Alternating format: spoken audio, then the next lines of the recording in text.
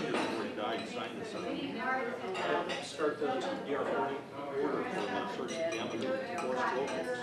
The lawyers in the county were having a Thursday lunch at the LC Beaverton. So he signed it at 10 o'clock.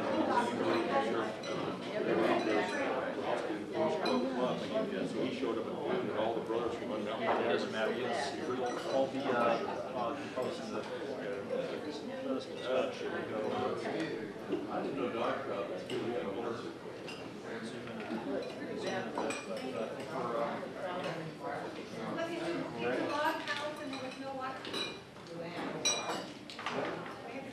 Wait till they start shoveling food in your face.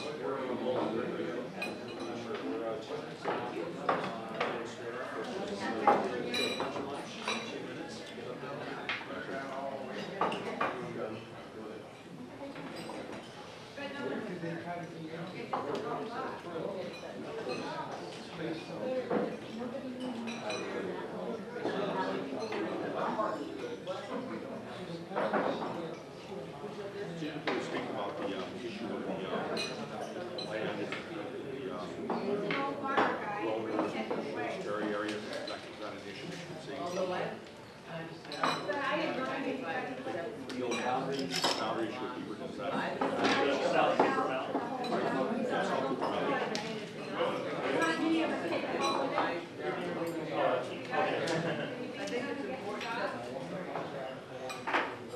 We do a operation levy. That would be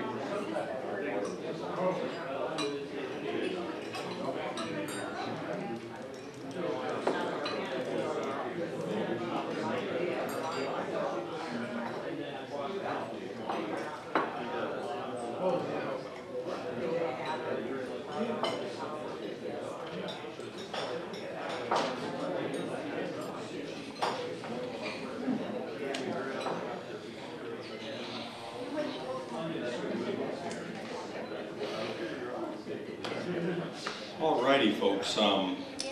Washington County Public Affairs Forum is a group of civic-minded citizens that meet to expose the folks in Washington County and I guess anyone who has access to cable TV to issues of note in the county. Washington County Public Affairs Forum is a public corporation, and basically we're meet from 11:30 to 1.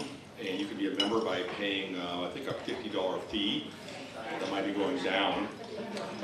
And today we have the Hillsboro School Board candidates, and we're going to proceed by positions. Position 1 is Janine Solman and Richard Weil. Position 2 is Jaime Rodriguez, Nick Stander, and Glenn Miller.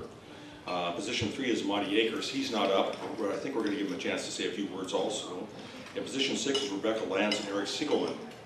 These candidates are sacrificing their own personal time and effort for a position I don't think it pays anything, not even a per diem for service days, but in any event, education is one of the major important things that we're talking about, the funding in the legislature.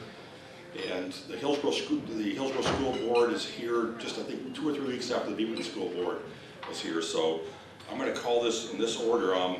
Richard Weil, I think, has opted to lead with his 5 minutes. As always, we're going to hold questions towards the end. And the questions can be directed by members of the forum to any of the individual candidates. So in the Weil-Solman race, I would ask Richard Weil to come up and speak for 5 minutes.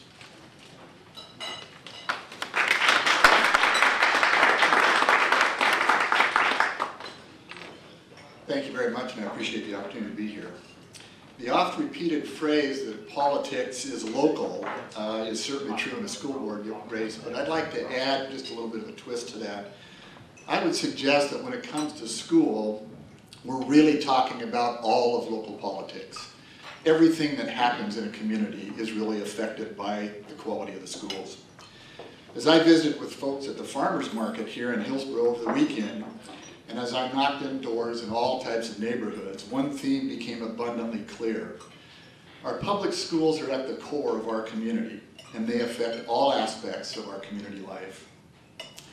When Paula, who's here with me today, and I moved out to Shoals about 26 years ago now, it was primarily to enhance the education and growth of our children. We really relished in the sense of community that Groner provided. And as the school board chair there, I learned just how important the culture of a community can be. It really is the core, again, of that successful and safe education of children that we're all looking for. It's all about community. When problems arose, we could give them our immediate attention. Our homes and our businesses were naturally open and available to the entire community, including the schools. When even back then we saw a large influx of Hispanic students, we quickly realized that many of them coming out of a system where math was much better taught than what we were experiencing, and they didn't speak a lot of English. We had the Hispanic kids teaching our kids math and our kids teaching the Hispanic kids English, and it was working really great. When the state-required consolidation came along in the mid-90s, a larger school district made it somewhat more difficult to experience that sense of community. I, for one, lamented that, and still do to a point. I have become convinced, however, that the same culture of community that we were blessed with there at Groner is not only possible, but absolutely essential as we search for ways to increase the success of our schools in a moment of difficult finances. We are not alone in this quest. School districts all over the world are experiencing increasing diversity, fewer truly qualified teachers entering the system, and decreasing funding. But we don't have to invent the solutions. With great examples from all over the world, we can overcome the money problem and adopt a culture of excellence in the classroom that will be supported by the entire community. By doing so, we will change the status quo. We have to do this. When you have a moment, take a look at the McKinsey Company report on international school quality done in 2007. It was also updated in 2010. Consider Long Beach, California, one of the most diverse and most financially difficult school districts in the entire country, now touted as one of the top public schools internationally. They turned their system around in a few short years by simply focusing all of their attention on the quality of the classroom experience and the commitment of those who had a direct and, of course, a lasting impact on our children. Perhaps some will say that I am naive in thinking that I can do anything to change the system. It is true that if elected, I would be one of 7, and it would be naive to think that I could simply yell and pout and just magically change things. It is, of course, much more complex than that. However, unless we engage one another and make the commitment, failing to plan is, in this case, absolutely planning to fail. I am prepared to make a difference. I've spent a career persuading, collaborating, and providing leadership for growing enterprises. 6 birth kids, and the process of raising another 7 Viet refugee children has left me with a profound recognition that our public life is absolutely shaped by our public schools. Now, over 70% of Hillsboro citizens don't have children in our public schools. Many, because they don't have children, but many, even though they have children, don't have them in our schools. They've chosen to educate them elsewhere. As I knocked on doors over the weekend, I came across Rabbi Rifkin of the Hillsboro Jewish Center. He and I chatted for a moment about the importance of the entire community that is reflected in our public schools. He lamented the pressure being felt by many in the Jewish community who are coming for our high-tech jobs in who are coming for our high-tech jobs to locate in Beaverton or somewhere other than Hillsboro simply because of the schools. Ladies and gentlemen, we can do better. We have to do better. I want to join with all of the Hillsboro community to make this a reality. Thank you very much.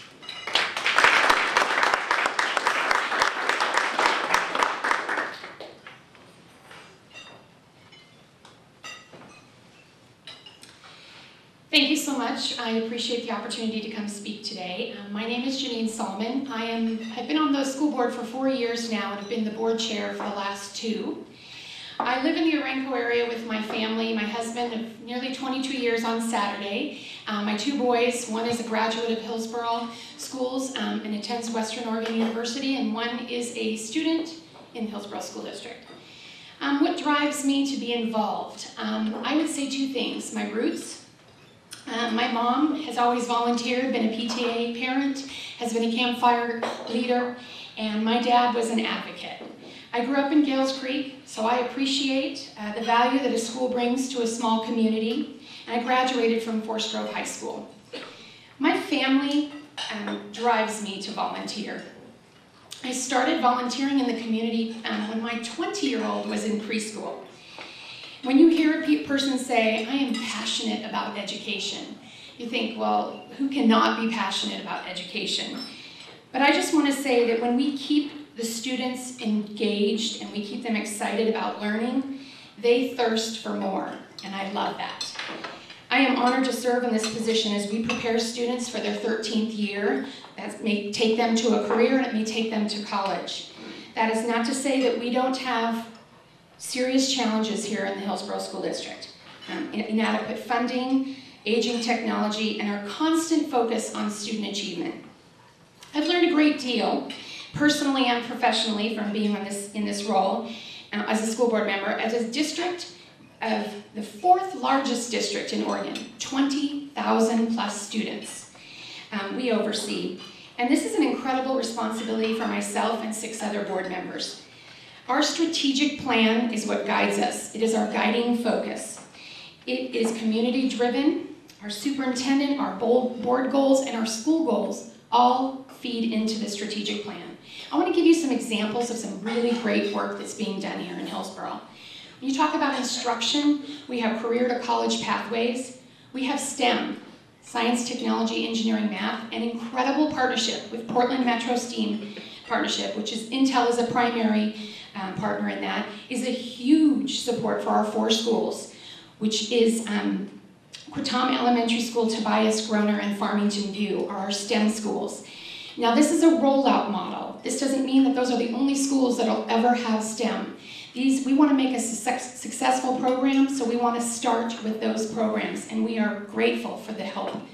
Engagement. We communicate with our stakeholders, not to our stakeholders. We have budget matters. We have advocacy work that we're working on with legislators. Equity. We have Latino Parent Advisory Council. It's about leadership and training to engage and empower parents in education. Our facilities. I'm cited as a master recycler of our sustainability efforts. Most recently, Imlay has become an Energy Star certified school. And we have district savings with that sustainability work. We save thousands just by recycling our milk cartons. Our safety, our students and our staff safety is an utmost concern to us. And I want to highlight the emergency preparedness drill in collaboration with HPD, Washington County, 911, Metro Ambulance, and Hillsboro Fire Department. And we have SROs in our buildings. We cannot do this on our own. Does that say that we're doing it all? Check, check, check, we've done it? No.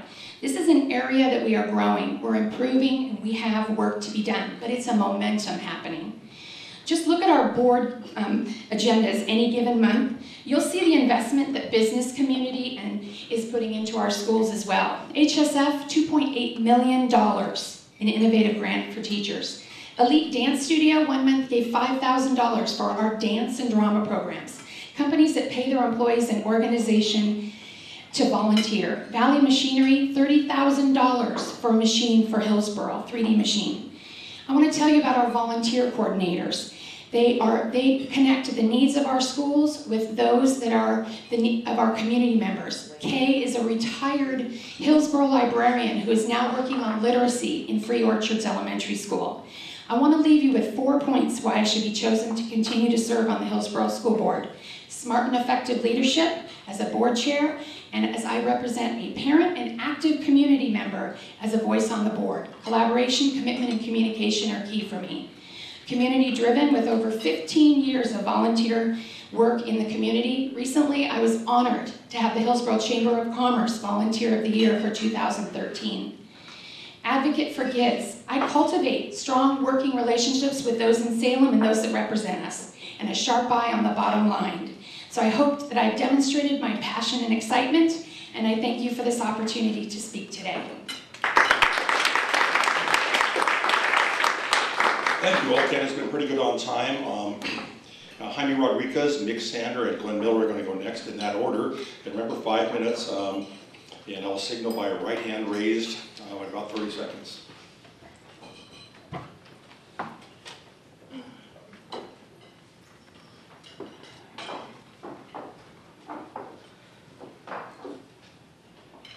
Thank you all for coming. Welcome, and I'm glad to be here. And it's an opportunity to be able to speak what I believe is the things that I can bring to the school board here in Hillsboro.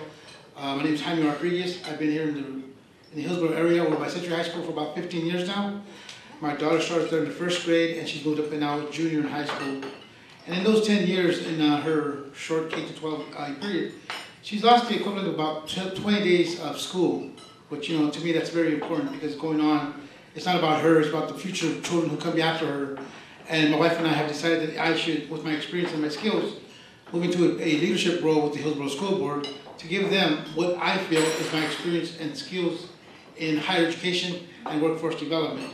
Like many of my fellow candidates, we believe that we need to have stable and affordable funding to make sure that we have the programs continue to be enriching our students and giving our students options.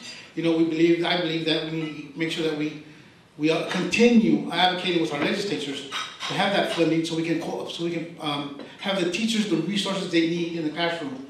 And it's just not about the teachers in the classroom, but the children in those classrooms, making sure that they have the computer infrastructure to really make a difference in the classroom. It is very frustrating to have a child come home to you and say, Dad, I couldn't log on into the download into my classroom and it took me so long, so I had to give him my laptop and we had to share it. Now, we're fortunate that we're a two-income family and we have the resources to allow my daughter those opportunities. However, not all children come with the resources that my daughter has. Many of them are facing a one-parent income or no income. So it's really tough if we can't offer things that are equalizing to best serve our students. Again, I've got 15 years with Portland Community College where I do skills assessments every day for a living. I see pretty much what's finished up as far as the graduates from the Hillsboro School District.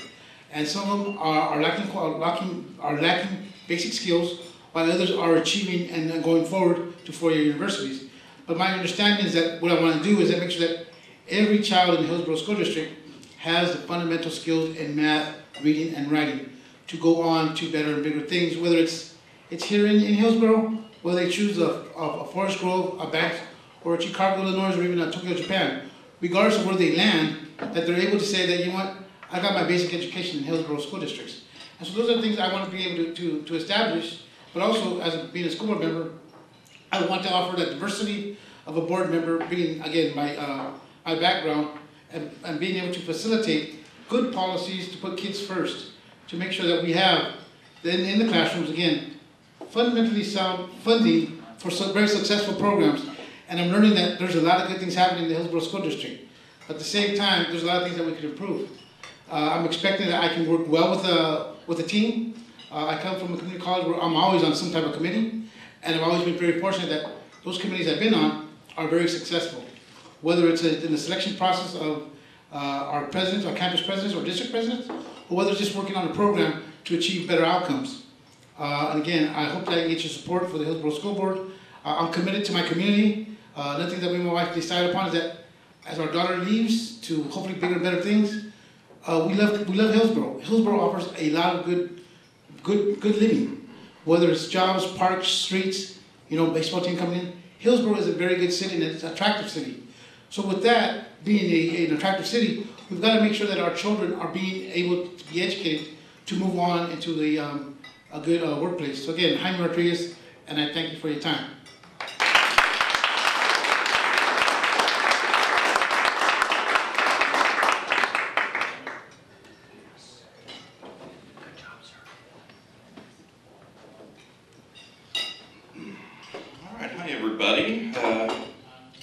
Having salad before standing at a podium is a little risky, So maybe something in my teeth, hopefully not. I am Mick Sander. I'm running for Hillsboro School Board. I'll tell you a little bit about myself and then what I feel like I can bring to the board. I have been in the area for about 12 years now. I have 3 children. This school year is sort of wrapping up, but next school year they will be 7th grade, freshman, and sophomore. And back in 2004, my oldest was starting kindergarten. And that was the same year that we had the shortest school year in the nation here in Hillsboro. And it was my first sort of experience with school for my kids, and it was pretty early on in my experience in Hillsboro in general. So I was outraged by that and just absolutely shocked because I love Oregon, I love Hillsboro, it's such a great place to be, and I thought, how can we have Intel and all these high-tech companies and all this all these great job opportunities out here, and our schools are so lacking.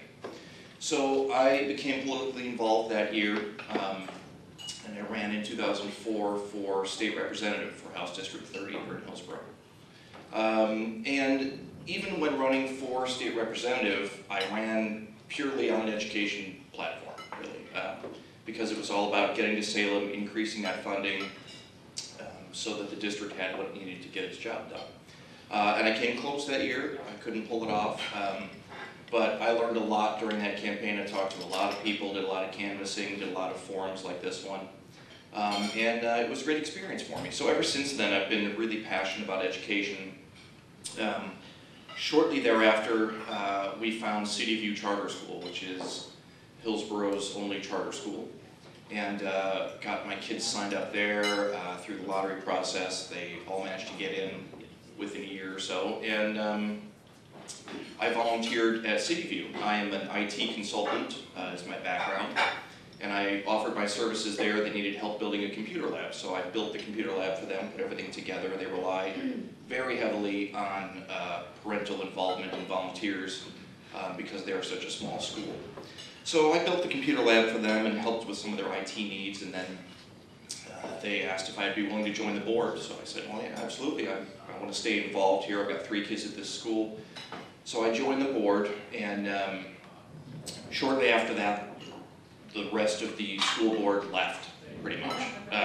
So they got me on the board, and then they said, well, you're president now, have fun with it. So I worked really hard to increase participation in the board. We got a few more board members, and then a few more, and then finally we're up to 9 or 10 board members at this point at City View. And I worked really hard with that school to improve the learning there, improve all the opportunities for our kids, put a lot of new programs in place. We hired a new executive director over that time who's done a spectacular job, and I'm really proud of what we've been able to accomplish at City View. I think we have proven that it can be done with limited resources. Our test scores are reflecting that, and I think that that gives me excellent experience to be on the Hillsboro School Board. There are two main problems that I see facing us. Parental involvement, community involvement in the board, and funding. These are the 2 main issues that we have to get through, and they're tied together. Unless we can increase that involvement, then we will never get the funding that we need from Salem. We need people to be outraged, we need people to realize that we need these funds, and we need to lobby much more aggressively in Salem for our funds. So those are the 2 things that I would focus on as part of the Hillsboro board. And you know, we get our funding from Salem, and we can only do so much with that lump sum. And it's outside of our hands for the most part. So until we increase that and stop the $60 billion worth of cuts that we've seen over the last 5 years, we'll never be able to implement all the programs that we need and serve our kids. So that's where I place my priorities and get the parents involved to help us do that. So again, I'm Mick Sander, and I appreciate everyone taking the time today. Thank you.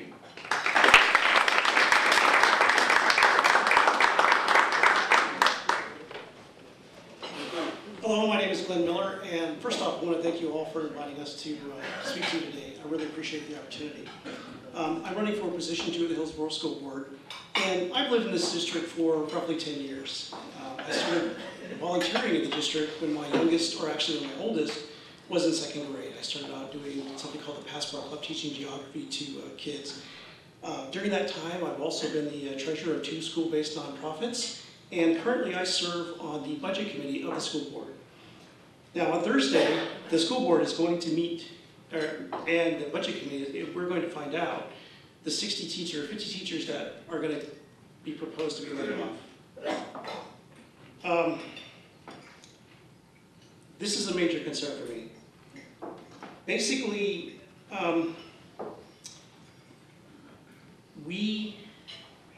you have to forgive me, I'm not really a public speaker, but basically, our funding is controlled by SEM, as others have mentioned. And you know, the problem is that many of the folks there are pretty entrenched in their views. Both sides believe exactly in what they're doing is the right thing, and so rather than be controversial and confrontational, really, you know, I would say to them, give us 2% back, reprioritize that, you can do that. The budgets have been sliding for 10 years, actually. You know, they've gone from like 44% K through 12 education down to about 38%. Taxes have been going up. So really, if we got our 2% back, that would keep us from having to lay off these teachers. So that's really my message for Salem. I have a couple of other areas of concern that I want to share with you today in the short period of time. There are many others, but basically a couple things that are really important to me. One is the graduation rates. Now, we've had some terrific strides over the last few years, but you know, every kid in our district deserves the best possible education that we can possibly give them. So how do you do that? Well, one of the things that we are doing, and we need to continue doing, is at-risk kids, catching them early with intervention programs. We need help from the community to do that. We need more in mentoring programs. We need internships as well. These things are all something that, you know, with your help, we can do more of. Because the thing is, you know, not every kid wants to go to college or needs to. There are a lot of kids out there, they want to be welders, they want to be woodworkers, they want to be auto mechanics.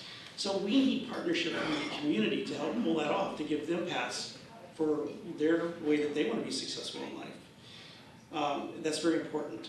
Another thing that some of my candidates have touched on is the technology. You know, the school district has approximately 7,000 computers, 4,000 of which are obsolete. This is terrible. You know, you wouldn't run your business that way. Several of them, several thousand of them are really, really obsolete. And so basically what's happening in the classroom is teachers have to use these computers to do lessons and to do testing and whatnot. And in fact, if you have technology, it's a great multiplier of teacher effectiveness. But they're becoming tech support, and kids are having more and more trouble, you know, to do their lessons. So really, one of the issues is, in fact, you know, this principal of Brown Middle School actually mentioned to me the other day, was that kids aren't excited about the technology that we have here. They got better stuff at home by and large. And as Jaime pointed out, a number of kids don't have any. So this is a real issue. So one of the things that I support is using some of the dwindling reserves that we have to take care of part of the problem. But the issue really is the school funding is not working in Salem. So that's really my main message, is reprioritize spending, develop community partnerships, and basically, you know, try to do the best job we can for the kids. Because, you know, as a director, if it's not in the kids' best interest, then why are we doing it?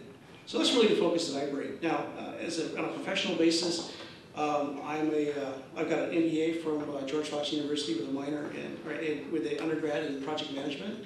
So I'm a senior business system analyst at a printed circuit board company. So what I do basically is I sit there at the table, and that plus my volunteering, you know, it's taught me that basically these people, when they don't work for you, you can't force them to do things, you have to pull them along. So really what I focus on is building relationships with people. And that's really the strength that I bring to the board, is my ability to sit across the table, you know, to find out where we have common ground and move forward. That's the reason why when I go to Salem, I don't scream for more funding, because, you know, one side is really entrenched that that's not going to happen.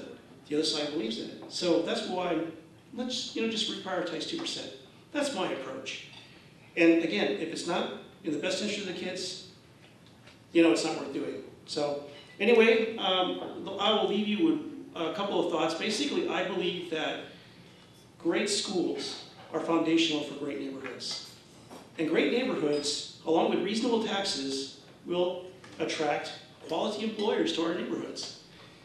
And honestly, that economic growth that results from that is really the long-term fix for Oregon. So that's my focus. If you agree with that, I would ask that you would vote for me by May 21st. Thank you very much.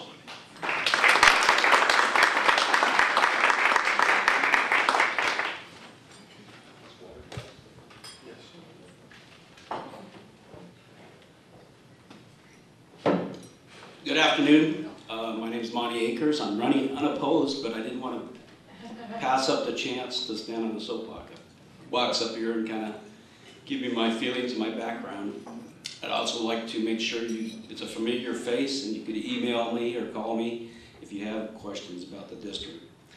I've lived in Hillsboro about 40 years, moved here right out of college. My kids have all gone through the school district. I had 3 kids that went through Eastwood, Pointer, and then Glencoe. I've got 40 years of accounting, finance, and budget experience. I've 4 years on the district budget committee and 2 years on the school board. I'm an incumbent. I'm 3-time president of the Hillsboro Optimist Club, which is a kid-oriented club, civic club. And then I'm on the City of Hillsboro's Budget and Audit Committee as well. I just kind of want to give you a little background of where I'm coming from. And let you know that we have good and well-intended people that work at our district and serve on our voluntary committees and on our board. But my feeling is that we need to stop asking the taxpayer for additional money. We need to stop asking employees that have bargained for their retirement benefits in good faith to come up with money for us. The fact is that there's not enough tax money to go around. If we get more money, the schools get more money, that means seniors and people on assistant are going to get less money. I mean, it's a net zero. The retired people in PERS right now, they bargain in good faith for their benefits. They may be generous benefits, but they bargained for them, and it was done under a good faith effort. I don't think they're going to go back and say, we're going to give those back to you unless we get something else. So I think that's going to be a hard road to hoe. What we need to do is sharpen our pencils at the district and plan on delivering educational services more effectively and more efficiently with the money we have. Currently, we have a 1-year budget cycle horizon. We bargain with our employees every year. It's time to plan and budget for at least 3 to 5 years. I've been on the budget committee for 4 years and 2 years on the board. And it seems like every year we sit around and we talk about basically our financial planning is how much money we got this year and who are we going to cut and what are we going to cut. Now that's unacceptable as far as financial planning. Businesses don't do that. I was with Portland General Electric for 15 years. I've been with smaller companies. Those companies don't do that way. They plan for 3 to 5 years, and if this year doesn't come in the way they thought it would come in, they adjust. So we need to prioritize our spending so that we know what's going to be cut. What is lower priority? What is higher priority? And most of the time it's classroom-oriented materials, teacher training, that sort of thing that has to be on the top priority. Where do we want to be in 5 years? What do our graduation rates look like in 5 years? I'd also like to stress that there's a lot of misinformation out there. We see a lot of misinformation from the City of Portland School District. The City of Hillsboro School District, we graduate 78% of our kids. That's average. I mean, as far as I'm concerned, that's a C. We should be B or A. We should be in the 80s or 90s. And we need to concentrate on that, but we're not failing our kids. We just have to do a better job. We have to concentrate on our long-term gain, and we have to show financial leadership. I got the signal, so I'd like to charge the crowd today and let you know in 2 years I've been on the board, I've got one email question from, and you need to, if you have questions, email us, phone us, let us know what your questions are. don't believe what you're reading in the Oregonian and Argus, because they're pulling stuff out of context, and a lot of that stuff just doesn't apply to your Hillsboro School District. Thank you.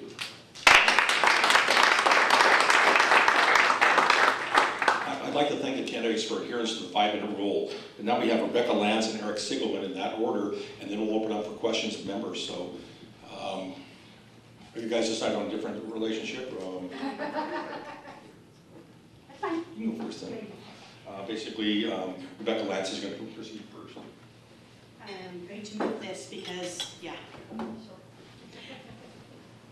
Hi, I've been involved with the school district since 2000 on the strategic plan. My name is Rebecca Lance. There you go.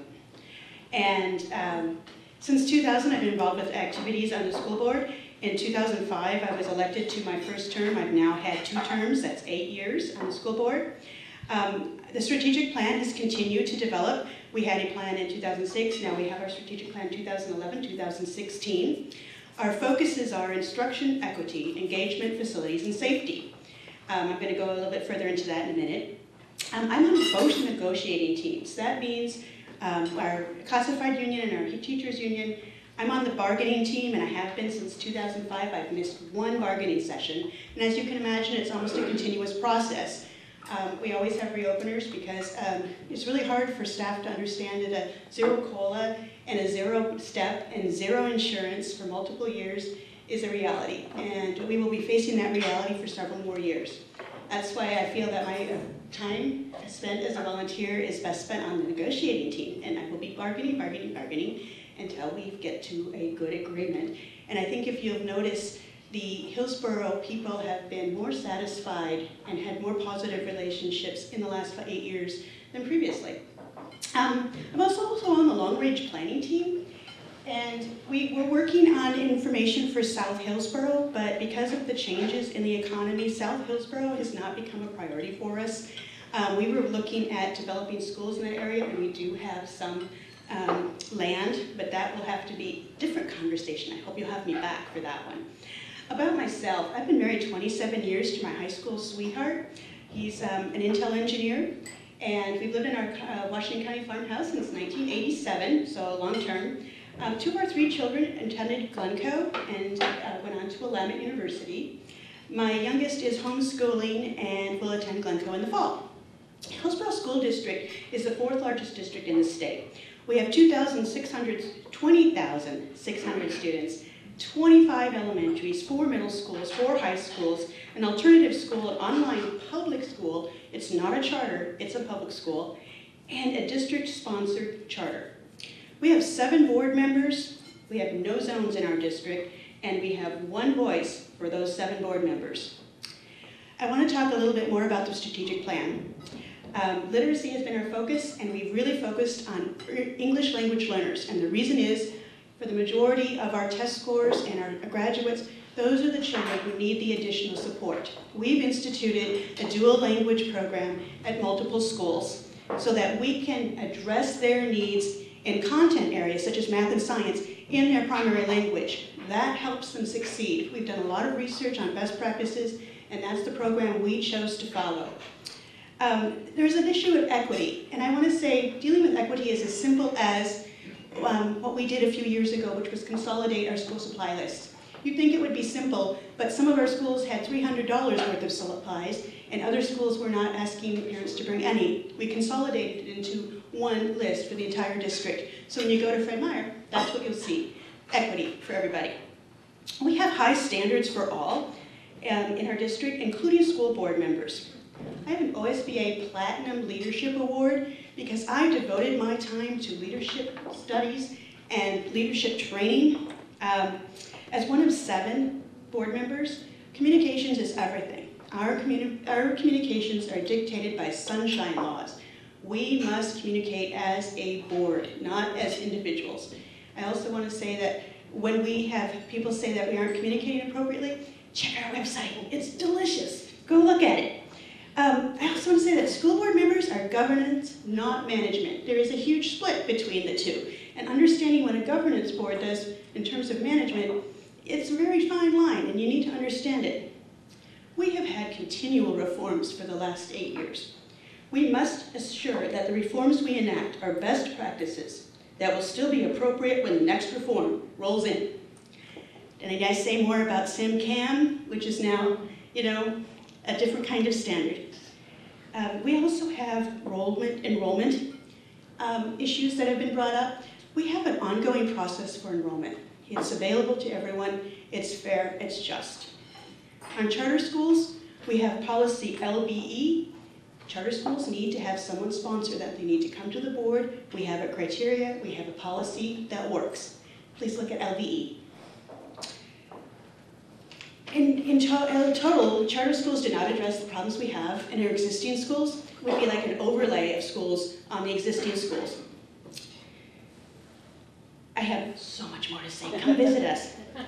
I've been endorsed by Stanford Children, Hillsboro Education Association, and the Hillsboro Classified Union, and I think that speaks very strongly of my work with them, despite our budget issues. I would hope that you can join them in voting for me. I have proven leadership, and I think I need to be on that seat in Hillsboro. Thank you.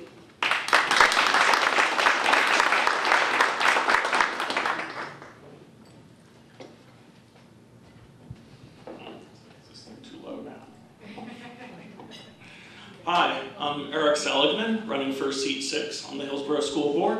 I think if you look at my resume, you'll find that I have a relatively unique background. I've been an engineer at Intel for 18 years, so I have the sort of quantitative and business skills you would expect there, but I also have an extensive background in education. As an undergraduate at Princeton, I minored in education, and I earned a New Jersey teaching certificate. Since then, I've taught at the junior high, high school, and college levels, as well as tutoring Mexican immigrants in Hillsboro. I also host an internationally recognized podcast, Math Mutation, rated 5 stars on iTunes. So with all this background, I think I'm very uniquely suited to serve on a school board. Now you might ask the question, so yeah, maybe I'm a great person to serve, but why should I try to boot out an incumbent, right? Why am I running against Rebecca? Well, I think you have to ask the question, is Hillsboro doing fine right now, or does it need changes? And I think when you look at that question, you really need to look at the bottom line and say, if you have friends that move into the area, what do the real estate agents tell them? Pretty much consistently over the past decade, my friends at Intel, when they've been newly hired, moving into the area, I've talked to them and I've told them, I love Hillsboro, I live on Main Street, it's the greatest town ever, you gotta come live near me. And consistently they tell me, oh yeah, that sounds great, but my real estate agent told me that I have to go move to Beaverton because I have kids and the schools are better there. And I think it's kind of sad that that's been happening so consistently, and I think it shows we need some change in the district. Now I see 3 key areas where we really need to make some changes. First one is fiscal responsibility. And of course we're all lobbying for changes at the state level, that's great, but we need to be willing to entertain ideas at the local level that'll let us cut our budget, and even ideas that might challenge the status quo. You notice that the previous speaker was kind of defensive about the charter school topic, which I bring up a lot, but charter schools have shown that they can educate kids for a lot less money and get the same educational results. We need to think about expanding those. Now, the second area where we really need to improve is to support innovation and give people more choices. And now individual teachers, I think, are a key resource in the district, and we really need to empower teachers in their individual classrooms and not give them sort of high-handed dictates from the top down. I think if you look at last year's grading reform fiasco, I think that's an example of the kind of things we shouldn't be doing, things that stifle creativity and micromanage teachers. We also need to fully embrace the state's bipartisan open enrollment reform. Right now, Hillsboro claims to participate in open enrollment while quietly making agreements with neighboring districts that effectively nullify open enrollment for the vast majority of kids in Washington County. I think that's just plain wrong. The third area we really need to look at is open communication. I think, despite the fact that Hillsboro does have a nice website, and in some areas they do provide some good communications, there still isn't a sense that it's accessible to find out what's going on in individual meetings and from individual board members. As a member of the curriculum committee, the appointed committee serving under the board, I've sort of modeled what I want to see by blogging and writing Argus articles after curriculum committee meetings to show people what's really going on in a more timely manner than having to wait a month for the official minutes. And I think we really need this kind of open communication, the idea that people are having a continuous conversation with the board, not just for 2 hours once a month. So in summary, You know, I think we do need some change. I think there's several areas where we are in need of improvement in our operations, and I think I'm uniquely suited to be the one to bring that change. So if you agree with me that you're tired of the status quo and you want Hillsboro to be the premier district for quality education in Oregon, remember on position 6 on your ballot, vote for me, Eric Seligman. Thanks.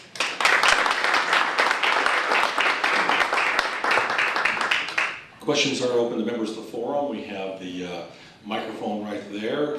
Folks can come up to the, candidates can come up, or I suppose they can even ask questions of other individuals, but do I see a person for questions? Emily Nupp. It's open to forum members, and I'll have to be anybody, a forum member has paid the minimal fee, which may get smaller next year. Emily? I think I'm one of the few Hillsboro residents present today. What I want to know from any of you is why do we have different position numbers? And do they have anything to do with where you live? And why can't we vote for 3 people running for one and not somebody running for the other position? That's an easy one. I'll take that one. Could you speak to the microphone, please? Well, you know, it might be useful if everybody came up here, I think we should. Just tactfully, I think you'll be able to get your thing across. To answer that question, I don't know if everybody heard that or not, but I have no idea why we have different numbers in the district. I asked Washington County Elections that question, and they couldn't answer that for me. I do know the answer. Oh, okay. When our consolidation happened by state mandate, we had all sorts of districts coming together, North Plains, Farmington View, Groner, and there was a decision at that time by the board when they were trying to consolidate all of the different contracts and everything as to how they were going to set up their board. And they decided, because of the way it was done with consolidation, that it would be better to not have zones, to have a at-large board. And the numbers were just arbitrary so that there would be a staggering of who was on the board and when the elections would be. And I want to mention that I was on that consolidation committee. I happened to be the board chair at Groner at the time, and that was a really contested issue. And I have actually been a little bit lamenting the fact that we did not do more of a zoned environment. We have different cultures in the different area of our district, and I think that would allow us to allow some of those cultural differences to be better represented. I just want to clarify something real quick, and that is that with the numbered positions, there is no difference on where you live. It is purely arbitrary. You go in, you say, I want to file, here are the seats that are open this year, and it alternates. And then you pick a seat, well, okay, seat number 2 looks great, and so Jaime, myself, and Glenn signed up for number 2, and you know, the rest is history. So, but we're all equal. There's no hierarchy once you get on the board in terms of what seat you have. It's all just open.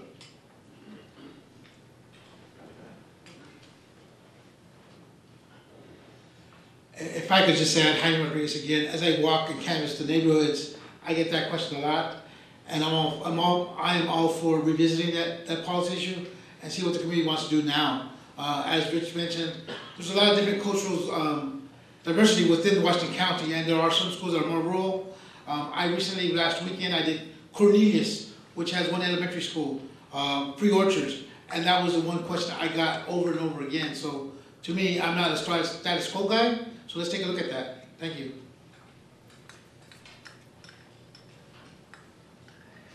Charlene Newton, forum member, resident of North Plains, and obviously Hillsboro School District resident. Big question here. Right now, the grade point average is mainly geared towards testing and not towards homework. Homework is like 20% of your score, which is that complacency of work is leaching into their lives, as far as they are able to kind of kick back as far as homework goes, as long as they're able to kick out a really good test score. And that complacency and lack of interest is also leaching into their life. I am very much against it, as you can tell. What are your guys' thoughts on trying to get the grade point average a little more leveled as far as homework goes for their grade point average. Also, I understand that next year you guys are going to be implementing the full day kindergarten, is that correct? And Not this coming. It's 2015. Let me get Alicia on that one question. and your thought, Actually, you only get one. only, Thank you. The Public Affairs Forum wants members to ask one question, then a follow-up question, so other folks can be heard. Yeah, but there's not many people there, you can sit there and get your next question. I'd invite the North Plains resident to come back. I think she'll get a second bite of the apple. Let me answer this question here, and then I'll catch you. You know, I actually agree with you in a lot of ways because, you know, I have two brilliant kids in the school district, and they have different talents. You know, but I have one that's mathematically challenged in junior high school. She's a great writer, but she can't pass a math test to save her life. So I have felt the difference between when the two went through of how much homework. And for me as a parent, this is my main feedback mechanism to know how my daughter is doing. You know, does she really understand the material? So while I haven't had any input, you know, to this point on the curriculum of how they do it, I totally agree with you that basically we need more homework and maybe a little less testing. But the bottom line is the kids need to learn how to think and the process that goes behind that. So I'm with you. I don't have a great answer for that other than we need to change that balance a little bit when we're revisiting the curriculum because parents really need this. So anyway, that's my point. So I thought that was a good question. That actually ties into one thing I was mentioning when I talked, and that is having sort of high-handed policies handed down from the board level to the individual classrooms. The truth is, I think it varies by the subject matter how much you want in terms of your grading based on homework versus how much based on the test. For example, I know a lot of math classes where pretty much being able to follow the right algorithms on the test is what you're learning in the class. On the other hand, there's probably a lot of history classes where really the question is more being able to research in books and learn about something in history and write a paper on it. So I think it'd be a mistake to try to pass down any uniform policy and that kind of thing from the board level. This is one of the things I think should be devolved to lower levels. Any single plan for the whole district is going to run into trouble. You know, this is one of the areas where we have to be so careful with a reform. Reforms like this are coming down from the federal level. Common Core standards are what our reality. Oregon has adopted them, we're expected to follow them. Homework is practice for summative tests, which see how the children learned the lesson, and then initiatives can happen to see how we can make sure that they do the summative test, okay? And yes, testing is an unnecessary evil. In my mind, I get very tired of everything about testing, but again, this is our federal government and our state government, and if we want to have voices on how this changes, we need to go at that level. It goes beyond school board. I'm going to take just a little bit of issue with you on that, Rebecca. I think the school board does have a role in leadership and potentially pushing back on some of the federal and even state mandates. And I think that a strong school board has to look its administration in the eye and say, folks, we just cannot afford to do that and still put the emphasis in the classroom, put the emphasis on the children that we want to put on. The real answer to your question, in my view, again, I mentioned that McKinsey report earlier. A McKinsey report in studying Finland and South Korea made it very, very clear that the question wasn't homework or standardized testing or anything like that. It was pushing the resources and finding the very best teachers, encouraging those teachers to stay by really taking care of them. We're not doing that in Hillsboro. If we dump this many teachers this year, what message does that send to all those teachers that we'd like to recruit that are the really good teachers? It's a horrible message. So we've got to simply laser focus on the classroom, and then we'll get the teacher that knows that my kid needs homework, and maybe that second kid doesn't need as much homework and knows how to deal with those two kids differently, and really make each of them work to their potential. Thanks. I would just like to add a couple things. When we talk about unfunded mandates that Rich brought up, that is actually one of our board priorities, that we look at our legislative priorities, that we look at these, the messages that are coming down from the state and the federal level, and we see how that works into our district. And we contact our legislators and we say, this doesn't work. One of those situations that we worked very, very tightly with was Senate Bill 290, and that was our administration and teacher evaluation process. We had a very collaborative process that brought in administrators, teachers, staff members, board member, and came up with an evaluation system so that we could, for our leadership and our teachers in our classroom, so that we could make sure that we have the most effective process, effective teaching that is happening in our district. And another thing I wanted to add was about, so we talked about Senate Bill in the classroom. I apologize, I just get so fired up and so I'll leave it at that. Harry Bodine, board member and a resident of the Beaverton School District. On my May 21st ballot, I'm being asked by the district to raise the property tax of my home by about $250 so that my granddaughter at Cedar Park will not have 60 kids in a classroom next fall. The additional layoffs that would be required if this does not pass, because PERS is the great vacuum sucking all the money out. My question is, Hillsboro, as I recall, asked the voters for additional money 4 or 5 years ago. It's been a while. Has the board considered going back to the public and say, listen, Salem's not going to give us the money. We want to retain what we have. We want to improve what's here. You folks, can you step up to the plate and help out? Okay, I'll start. I'm sorry, basically, would you support going back to the voters and for additional cash? Our last levy ask was for a construction bond.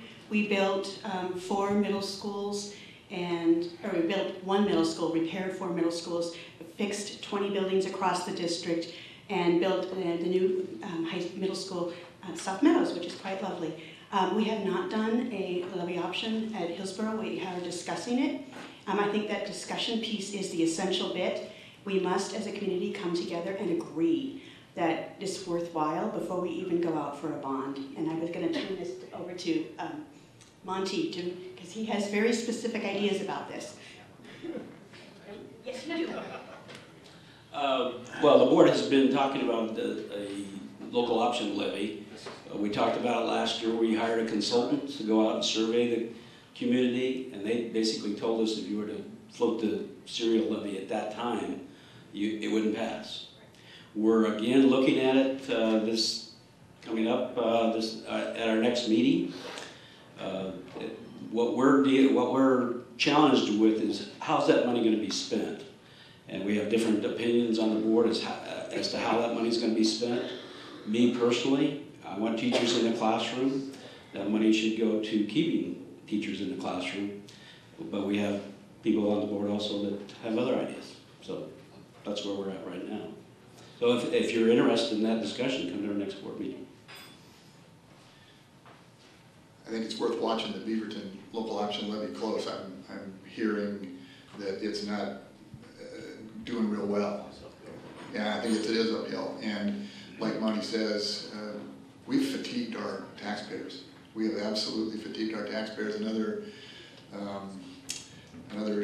66, 67 kind of business levy, same kind of problem, I'm afraid. So I think we've got to figure out, I agree with Monty, I think we've got to figure out how to do it with the money we've got. I just wanted to briefly mention one other thing. I mentioned that we're going to cut 50 teachers here pretty quickly unless something changes in Salem. What I didn't mention was that's on top of the 240 or so positions that have already been eliminated from the district over the last 4 years, over half of which are teachers. School class size has gone up by about 15%, I think it is. And so that's a tough thing for us, who care, because, there's a lot of argument about what's the best class sizes and whatnot, but one reality is true. The more kids you have, the less time each teacher has with each kid, and that affects performance in the classroom. So my own personal view, I've been in the meetings where they've talked about, the potential of the future. I know that they have discussed, floating something for technology and safety and infrastructure. Those are all very important things that are expensive to do and they're hard to find the money for in our budgets. One main difference was that we had talked about, and again, I don't know exactly how it's going to go, but was not doing funding for teachers because that's a hard sell in our current environment. So I don't really know, honestly, how that discussion is going to come out. I personally think that I would support a very limited personal, a local option, but I have some pretty good concerns. We do need to live within our means as a district, but the reality is the funding mechanism in Salem just isn't working. So there's some times when, even though it's despite your best, judgment, really you are a member of the board, speaking with the board.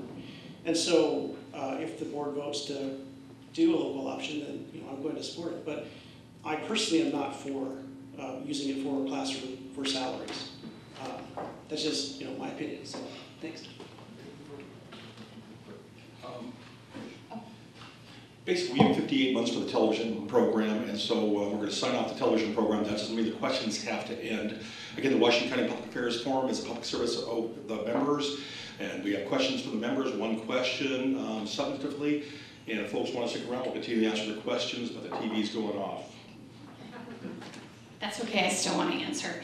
So when I hear things like we need to live within our means, I get a little nervous because it's like having a house budget that continues to shrink every year. I really praise our superintendent, Mike Scott, for the decisions he makes as our leader in our district. He really looks for sustainable ways that we can continue on with within our schools. And one of those things, when I talked about our budget, is that we serve more students on less money. So the funding that we receive from the state has been going down. Since it used to be at 44%. The governor's current proposal is about 37%, but our enrollment increases. So again, we serve more students on less money. They've touched on the levy discussion. I know that knocking on doors, when I've been knocking on doors, I spoke with a senior citizen who said, my husband and I are on a fixed income. And they talked about the Social Security issues, and she said, we just can't do anymore. And those are definite conversations that we have to hear over and over again. And I think it's really, really hard because our students are our future. Those are our future police and fire and doctors. And I just think that we have to have some really tough decisions, tough discussions on our funding mechanisms for education because we can't continue to do so. I want to squeeze one more in here. We don't have enough money. That's the problem. You can slice it any way you want to. They've cut $60 million in the last 5 years. People have talked about the budget, the education budget getting dropped super low. We have to get that money from somewhere. And I don't know how many people think that there's still more fat to cut, but there's not. There's nothing left. If people have an idea that there are fat cat teachers rolling around in Mercedes and living it up, that doesn't exist. So I don't know where people think all these cuts are going to come from, but the fact is we're at sort of an all-time low here in terms of funding. If we can't get it from Salem, it's got to come from somewhere. And that's the beauty of voting. People can vote against it and vote against education, and that's fine, but we all have to live with the consequences of that.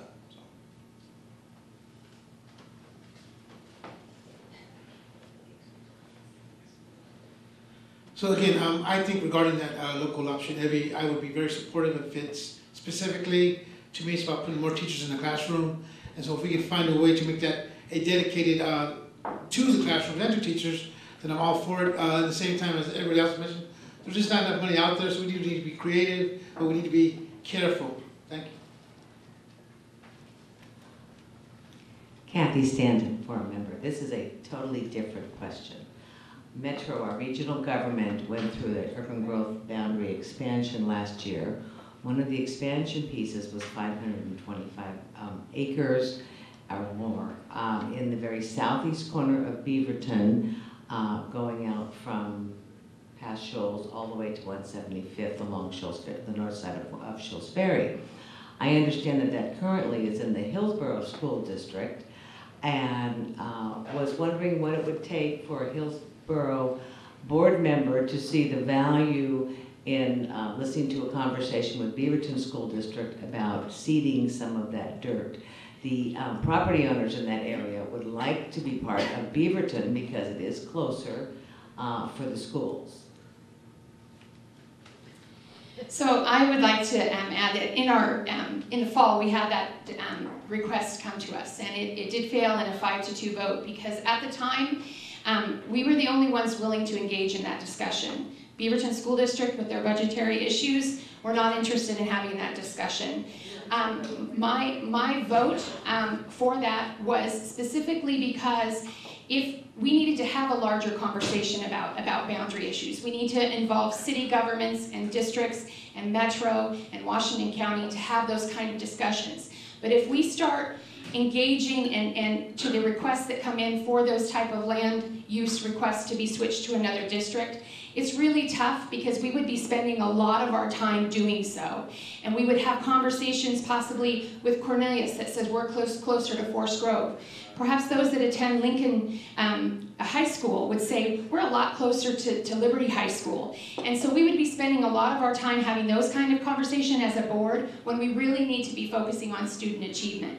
And so for that discussion that needs to happen, it needs to happen on a larger scale. But when we came to that time for that vote and we reached out to Beaverton School District members to say what's going on at the time, they just couldn't have that on their discussion palette at the time. So. Interesting that question came up. I happened to be at that school board meeting and I testified on that very issue. It fascinates me because we're looking at a budget situation in Hillsboro where as we go out further into the future and we grow more and more students, we get less and less money. That means we lose more and more money going into the classroom for every additional student we get. And a lot of that has to do with efficiency. I believe that we really can look at the way we are planning and the way we are structuring our school services delivery in a way that would make that much better. But I want to tell you one more reason why I testified that day. I am a very strong advocate of elementary schools in particular. They form the core and the culture of our communities. Groner is a key component of the Shoals area. If you don't let go of that South Cooper Mountain area, eventually Hillsboro would have to build an elementary school there. They cannot expand Groner. It sits on EFU ground. The planning hurdles would be way, way too hard to get over. You would destroy a rural school and send all of those rural students essentially to a more metropolitan urban school. Our metropolitan urban schools are fantastic as well, but allowing families to have those environments that are culturally distinct is very, very important. And that was my testimony that day.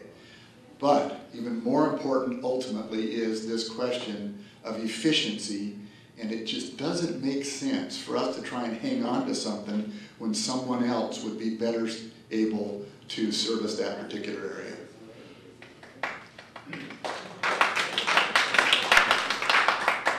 Yeah, I just wanted to add one more comment on this. What kind of made me uncomfortable about this whole discussion was that the district seemed to be viewing kids as dollar signs. An argument that I saw come up a lot of the time was Hillsboro can't sacrifice these students because they bring N amount of tax money with them and they would be in a different district. The way I look at it is we have to consistently keep the philosophy in mind that the Hillsboro School District as an entity is not something that in itself deserves tax money. The question you always have to ask is the tax money being given the best possible use to give the right education to the children? If for some kids the right choice is to let them move to the Beaverton School District and let them take their tax money with them, I think that's perfectly fine. The Hillsboro School District can shrink a little or grow a little. It depends on whether we're offering the right education for each of the kids. Thanks.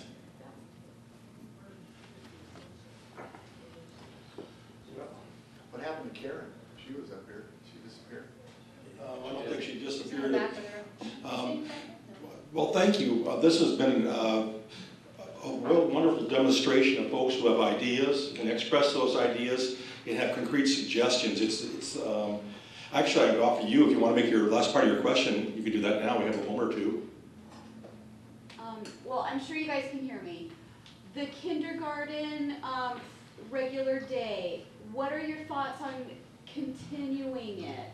The question is, what are your thoughts on continuing the kindergarten regular day in the Hillsboro School District? You mean as it is scheduled now? No, as a full day. As you have already voted in place to put in a full day in 2015, correct? Well, it's a mandate. It's a state mandate for the entire state, and it's required. What it's going to mean for Hillsboro is we're going to have to find a few more facilities, more rooms that are appropriate for kindergartens. We're going to have to hire a few more teachers for that grade. The problem is it takes money from the general fund, so we will have to expand the money we get to create situations and learning environments for younger children. As everyone's been pointing out, the children bring money with them. The ADMW will follow them, so that should increase. There is no guarantee from the state that they'll increase it for kindergarten, but that's the hope. I'm just going to make one observation about this whole kindergarten thing. Again, it's an unfunded mandate in essence. There's some funding that comes with it, but not nearly enough according to the projections. And the more interesting point to me is that as I've studied international trends and schools that are improving throughout the world, this is not just in the United States, but Miami-Dade, Chicago, Long Beach, Finland, South Korea, Singapore, guess what? They're all going away from shoving kids into school earlier. They're all going toward holding kids back a little bit longer and not trying to regiment their educational environment until they're a little bit older, in many cases age 7. So I think this is an issue we've got to revisit completely, and this goes to a critical question that we've asked ourselves time and time again. I disagree that the administration runs our schools. The board runs the schools. That is why they're elected. The administration manages the school district. We've got to take a leadership role as a board and take issue, including with some of these state mandates, and determine what is in the best interest of our community and not let the tail wag the dog. Well, thank you. I'd just like to note the quality of the candidates here, the quality of their responses, and the thoughtfulness they bring to this. I mean, your service is a credit, and your attempts to service are a credit to you and our community. So I'd like to personally thank you. And the Public Affairs Forum, we try to do that same thing. We try to get these things out. We have a board following this, board meeting following this, will be a quick one. And again, thank you for your attendance and thank you for participation. Thank you.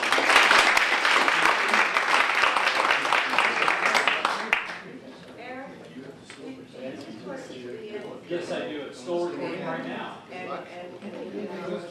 Yes, I do the whole thing for YouTube, and then the first 15 to 30 seconds for cable access. So your question will be available on YouTube shortly. But not on our website? The YouTube video is posted on our website. That makes sense?